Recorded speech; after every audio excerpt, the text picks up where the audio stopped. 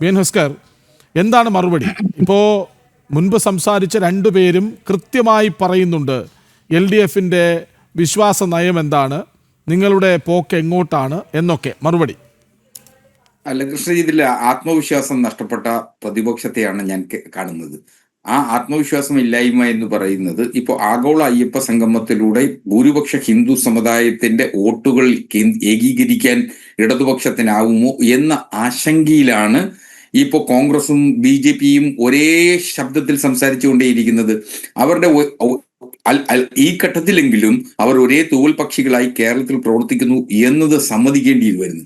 കേരളത്തിലെ പ്രതിപക്ഷ നേതാവിനെ, പ്രതിപക്ഷ സംഘടനകളെ മുഴുവൻ പദ്ധതിയിലേക്ക്, ഈ പരിപാടിയിലേക്ക് സ്വാധീനം ചെയ്തതാണ്. ഇതിൽ അഴിമതിയുണ്ട് അല്ലെങ്കിൽ ഇതൊരു വലിയ തട്ടിപ്പാണ് എന്ന അർത്ഥത്തിൽ പ്രചരണം നടത്തുന്നതിന് പകരം എന്ത് അഴിമതി ഉണ്ടെങ്കിലും കണ്ടെത്തുന്നതിനാവശ്യമായിട്ടുള്ള നിയമം നിലവിലുള്ള ഒരു രാജ്യത്ത്, നീതി നിർവഹണ സംവിധാനമുള്ള ഒരു രാജ്യത്താണ്.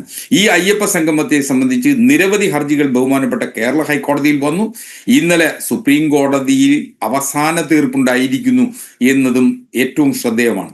അവിടെ പോലും ബോധ്യപ്പെടുത്താനാവാത്ത നിയമ സംവിധാനങ്ങളെ, നീതിബോധത്തെ ബോധ്യപ്പെടുത്താനാവാത്ത വാദമുഖങ്ങൾ വീണ്ടും ഇപ്പോ അന്തരീക്ഷത്തിൽ ഉയർത്തുന്നത് അതൊക്കെ വെറും ചായക്കോപ്പയിലെ കൊടുങ്കാറ്റായി മാത്രം അവസാനിക്കും എന്നത് തിരിച്ചറിയും.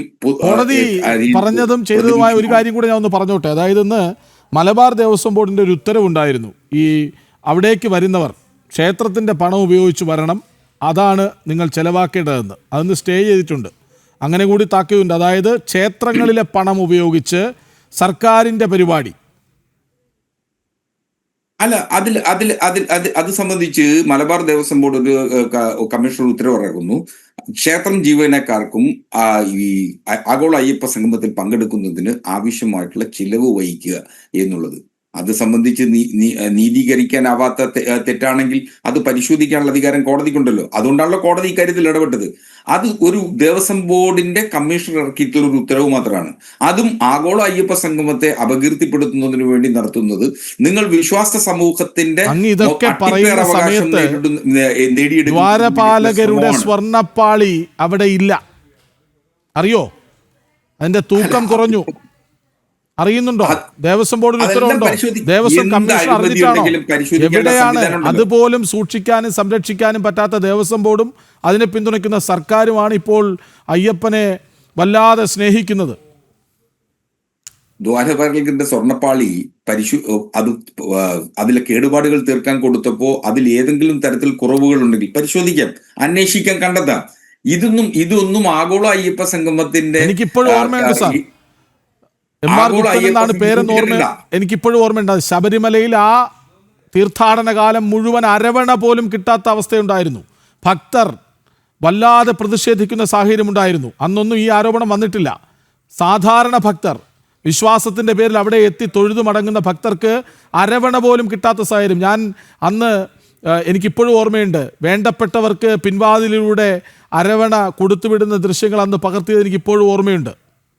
അന്നും ഇന്നും ഇതുതന്നെയാണ് ഇടതു നയം വിശ്വാസത്തോട്, അയ്യപ്പനോട്, ശബരിമലയോട്. അതിനൊക്കെ എന്ത് തെളിവാണ് ഇനി കാണിക്കാനുള്ളത്? അല്ല, ഇനിയിപ്പോ അവിടെ വന്നിട്ടുള്ള വിശ്വാസ സമൂഹത്തിൽ ആർക്കെങ്കിലും അല്ലെങ്കിൽ ഏതെങ്കിലും സ്വാമിമാർക്ക് ഏതെങ്കിലും തരത്തിൽ അരവണ ലഭിച്ചില്ല എന്നത് ഈ ഒരു വലിയ അഴിമതിയുടെ പുകമറയായി ചിത്രീകരിക്കേണ്ട കാര്യമുണ്ട്. നിങ്ങളുടെ വേവലാതി എന്താ? നിങ്ങൾക്ക് ഇതിനെ രാഷ്ട്രീയവൽക്കരിക്കണം. ഇതിൽ ഇടതുപക്ഷ ഗവൺമെന്റും ഒരു രാഷ്ട്രീയവും കാണുന്നില്ല. ഇതിൽ രാഷ്ട്രീയമില്ല. ശബരിമല ലോകത്തിന്റെ ഏറ്റവും മികച്ച തെരഞ്ഞെടുപ്പ് അടുത്തപ്പോഴാണ് ഈ സ്നേഹമെന്ന് എല്ലാവർക്കും മനസ്സിലാവും സാർ. ആർക്കാണ് വേവലാതി? വോട്ടുകളെല്ലാം കൈവിട്ടു പോയെന്ന തിരിച്ചറിവ് ഉണ്ടായല്ലോ ഒരു തവണ. അതെങ്ങനെയും തിരിച്ചു പിടിക്കണമെന്ന വേവലാതിയാണ് ഇപ്പോൾ ഇതൊക്കെ നിങ്ങളെ കൊണ്ട് ചെയ്യിപ്പിക്കുന്നത്. ഒരു സംശയവുമില്ല.